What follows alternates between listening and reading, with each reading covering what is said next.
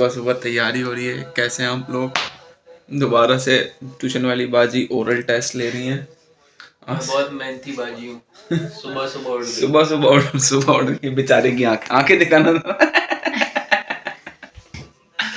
सुबह सुबह तला की आंखें जो है कैसी हो रही हैं। आसी और तला जा रहे हैं टेस्ट देने। और अस्सलाम वालेकुम, कैसे हैं आप लोग? उम्मीद है खैरियत से होंगे। और हम जा रहे हैं काम पे। तो कैसा लग रहा है सुबह सुबह उठ के आपको आज? मैं यूज्ड टू हूँ सुबह उठने। यहाँ पे आके 2 बजे उठती है। नहीं तो यहाँ पे नहीं, वरना वैसे तो कितने सालों से सुबह ही उठ रहे हैं ना। तो अभी हम काम पे जा रहे हैं और ये दोनों जा रहे हैं पेपर देने हैं। सब लोग दुआ करें इंशाल्लाह आसिया का पेपर बहुत अच्छा हो। अगर आसिया का पेपर बहुत अच्छा हुआ तो आसिया विल बी अ ग्रेजुएट, दोबारा से सेकंड डबल मास्टर हो जाएंगे इंशाल्लाह। आज आखिरी है इनका। फिर हम कॉन्वोकेशन में भी जाएंगे आसिया के, और इंशाल्लाह आप लोगों को भी लेके चलेंगे अपने व्लॉग्स के थ्रू। अच्छा लगता है ना बगैर कुछ की डिग्री ले ले। तो खैर हम काम पे जा रहे हैं और मुलाकात करेंगे आप लोगों से थोड़ी देर में। आसिया का पेपर 12:30 बजे शुरू होगा। अभी हमारे यहाँ बज रहे हैं 10:15 हो रहे हैं। आसिया का पेपर 12:30 बजे शुरू है। 12:30 के बाद मे बी पॉसिबल आज रिजल्ट आ सकता है। पॉसिबल है आज ही रिजल्ट आ जाएगा। तो फिर शाम को मिलके आपको बताएंगे कि क्या रिजल्ट आया। मिलते हैं थोड़ी देर में। तो भाई आसिया माशाल्लाह से पास हो गई है अपने एग्ज़ाम में। आज आसिया एग्ज़ाम दे के आई है। आसिया कांग्रेचुलेशन, आपने MBA कर लिया अपना माशाल्लाह से। Thank you so much. अभी हुआ नहीं है, मेरा थीसिस चल रहा है। अरे अब तो हो जाएगा। अब क्या बात है। अब हम ट्रीट नहीं दे रही थी तो हम इनको ज़बरदस्ती लेके आए यहाँ पे। ट्रीट ज़बरदस्ती कंजूस ने पैसे निकाले हमें ट्रीट देने के लिए। फिर भी इन्होंने इधर पूरा चक्कर लगाया, सबसे सस्ता वाला रेस्टोरेंट ढूंढा। तो आसिया कैसा फील हो रहा है आपको? आपने 7-8 महीने में माशाल्लाह से MBA निकाल दिया। कैसा लग रहा है आपको? अंदर से फीलिंग जा रही है अच्छी? डबल MBA हो गई। तुम तो यही कहते हो बगैर कुछ के। आसिया डबल MBA हो गई तुम। डबल MBA हो गई तुम, पता? अच्छा फील हो रहा है। फर्क मुझे एक भी MBA का नहीं लग रहा। पहला MBA भी चीटिंग पे पास किया था, ये वाला तो कुछ किया ही नहीं है ना। घर बैठ बैठ के 8 महीने बाद डिग्री मिल रही है ना। चलो भाई चलो आसिया, कॉन्ग्रेचुलेशन। अब इंशाल्लाह तुम्हारे कॉन्वोकेशन में चलेंगे हम लोग।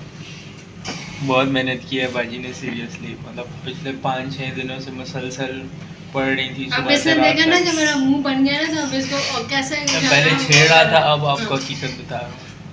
गरम गरम खा लिया इन्होंने और अब चबाया नहीं जा रहा। अरे पानी पी लो। धुआं निकल रहा है इसमें से। ये हमारा खाना आ गया भाई। एक और डिश है भी, वो भी आ रही है। अच्छा जी, खाना वाना हमने खा लिया है। जो बचा है वो पैक करा लिया है। अब ये दोनों जा रहे हैं और हम करेंगे काम। फिर रात को मिलेंगे इंशाल्लाह आप लोगों से भी। ये हमारे घर में हम घर आ गए और हमारे घर में एक नया एडिशन देखें आप ये माशाल्लाह। आसिया एक रग और मंगा। आसिया से वो लड़की एक रग छीन के गई थी। आसिया ने उसके बदले में 2 रग्स मंगवा ली है। आसिया ने 2 रग्स मंगवा ली है। आसिया ने वाह भाई वाह। ये कितने का रग है ये? यार ये 19 का। हाँ भाई आज आसिया ने अपना MBA नहीं होशी में पूरा घर सफाई की है। इतने दिन से आसिया सफाई नहीं कर रही थी। हाँ, और सभी तो हम आसिया की सेलिब्रेशन के लिए केक बना रहे थे। ये केक का स्पंज है और हम लाए थे क्रीम। तो ये क्रीम है। क्रीम में इन्होंने जो है ना चीनी की जगह डाल दिया नमक।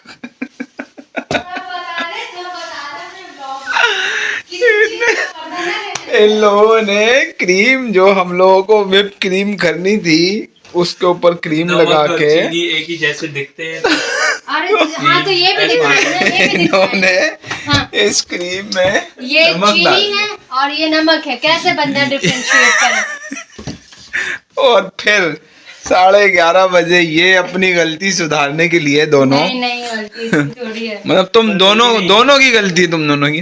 मार्केट बंद है आज। तो इसने जो है वो ये गया क्रीम लेने और क्रीम नहीं मिली। और मिल गई। झूठ बोल रहा है। लेके आया झूठे।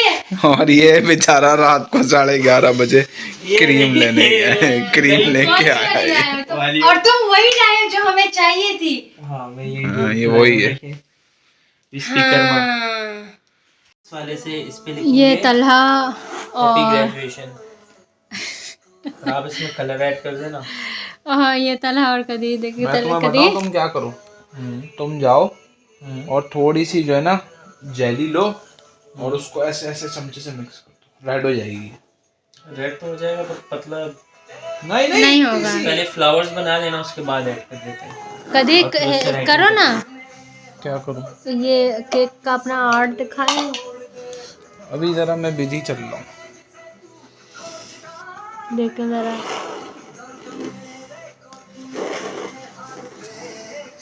हमारा केक तैयार हो गया है और ये हमने केक बना लिया है। और ग्रेजुएशन सेरेमनी में हमें ज्वाइन किया उसामा भाई और असद भाई ने।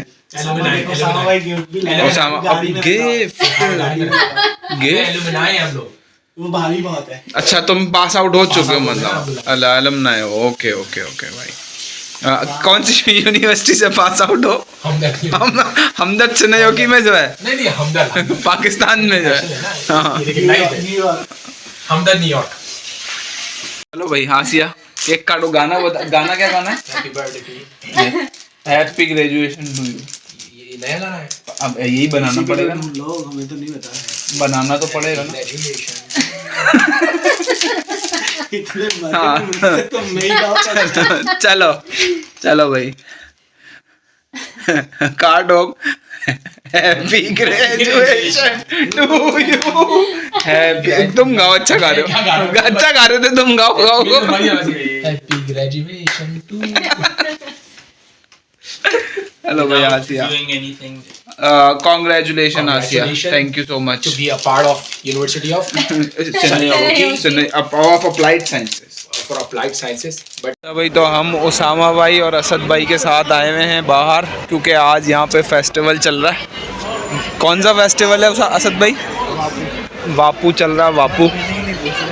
और वापू और फुल नाइट लाइफ चल रही है यूरोप वाली, क्योंकि कल छुट्टी भी है 1 मई की, लेबर डे की। और ये लोग जो हैं यहाँ पे फुल अय्याशी वगैरह के लिए निकले हुए हैं इस पे।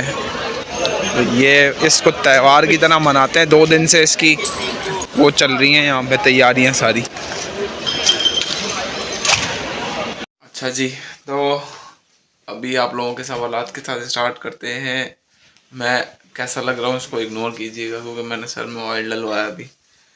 तो सबसे पहले शेर अली ने कहा God bless always you and your family members, specially your wife. Thank you so much भाई। वाह वाह आसिया, थैंक यू सो मच, जज़ाकल्लाह। अच्छा मानी ने ये पूछा है मुझसे, भाई तला भाई से पूछ के बताइएगा कि रिसर्च ओरिएंटेड प्रोग्राम में स्टडीज़ कितनी हार्ड होती हैं। I am worried what if the studies are hard to be manage with kids. तला भाई फिनलैंड का एजुकेशन सिस्टम वैसे ही इतना थोड़ी सी hard है। आवाज़ खोलें हम अपनी ज़रा। तो फिनलैंड का एजुकेशन सिस्टम इतना हार्ड है नहीं। मुझे पता नहीं, रिसर्च ओरिएंटेड आप अगर पीएचडी की बात कर रहे हैं तो वो शायद थोड़ा टफ़ हो जाए, लेकिन मास्टर्स में इतना टफ़ नहीं है, तो इजीली मैनेज हो जाता है। इनके most of the courses without exam भी आप क्लियर कर लेते हैं, आपके अच्छे ग्रेड्स आ जाते हैं। तो एजुकेशन सिस्टम इनका लीनियंट है, इतना हार्ड नहीं है। लेकिन अगर पीएचडी की बात आप कर रहे हैं तो उसका वो थोड़ा टफ हो सकता है। वो थोड़ा रिसर्च अगर पीएचडी वगैरह के हिसाब से देखेंगे तो वो थोड़ा सा टफ है। अदरवाइज इतना ज़्यादा फिनलैंड में स्टडीज़ वगैरह हार्ड है नहीं। उसकी मिसाल ये बैठी हुई है ना। हार्ड तो नहीं है, मतलब पाकिस्तान से तो मुझे लगा है, पाकिस्तान से कंपेयर करो तो पाकिस्तान के साथ। मगर ये कि अगर असाइनमेंट्स मिलते हैं, ठीक है, तो उसको ऑब्वियसली आपको जो है ना वो करना होता है। चैट जीपीटी मैं फिर भी ये समझता हूँ कि पाकिस्तान में हमें ज़्यादा, हमने जो बीबी एमबी के ना वो मुझे थोड़ा सा हार्ड लगा। सबसे जो मुश्किल पार्ट है वो थीसिस है। हाँ वो सही हो जाएगा इंशाल्लाह। असद रियाज ने पूछा अगर मेरी वाइफ ब्यूटी पार्लर का काम सीख के आए तो जॉब की क्या कंडीशन है फिनलैंड में? जॉब की वही फिर कंडीशन है भाई जो सबके लिए है ब्यूटी पार्लर के काम से। हाँ ये है कि आपको एक थोड़ा सा अपर हैंड मिल जाएगा अगर आप अपना कोई बिजनेस वगैरह भी डालना चाहते हो एज ए ब्यूटी पार्लर के लिए। या ब्यूटी यहाँ पे देखें, वो हमारे यहाँ का तो उस तरह का ब्यूटी पार्लर नहीं होते, कोई दुल्हनें तैयार नहीं हो रही है यहाँ पे, वो इस तरह की चीज़ नहीं हो रही। हाँ मैनीक्योर पेडिक्योर इस तरह की चीज़ें, या यहाँ पे नेल आर्ट्स का बड़ा एक वो है, देखा है मैंने। नेल आर्ट, नेल उसके लिए पूरे पूरे सैलून बने हुए हैं इस तरह से। तो वो एक अगर आप चीज़ की चाहें तो आप वहाँ जाके बिल्कुल अप्लाई ज़रूर कर सकते हैं, बट मैं ये गारंटी नहीं कर सकता कि वो जॉब मिल ही जाएगी आपको। बट काम है यहाँ पे, ब्यूटी पार्लर्स हैं ये मैं आपको बता सकता हूँ, और बहुत सारे सैलून्स हैं यहाँ पे ना, तो वो एक अलग चीज़ है। सैलॉन है, सैलॉन। अच्छा, दिलबर भली, कदीर भाई, फिनलैंड आने से पहले कौन सी स्किल सीख के आनी चाहिए जो फिनलैंड में हमारे बहुत काम आए? ये मैं ये समझता हूँ आईटी, अगर अगर आपकी फील्ड कुछ इस तरह से रही है तो आप आईटी की फील्ड्स में अगर कुछ कर सके, graphic designer, web development, application development, इस तरह की कोई स्किल सीख के आ जाए, अगर आपके पास ज़्यादा टाइम है तो आप ये सीख के आ जाएं। अदरवाइज़ अगर आपके पास ज़्यादा टाइम नहीं है तो वैसे अगर आपका इरादा है यहाँ पे, सॉरी, तो हेयर ड्रेसर वगैरह, थोड़ा सा शेफ़ वगैरह देखें, पिज़्ज़ा वगैरह सीख लें, इस तरह की स्किल्स। पिज़्ज़ा बहुत ज़्यादा खाते हैं तो अगर वो अच्छा पिज़्ज़ा बनाना सीख लें आप तो वो भी एक अच्छी स्किल है, बट अच्छी जगह से, मतलब एक प्रोफेशनली सीखना है, घर पे नहीं सीखना है वहीं बैठ के।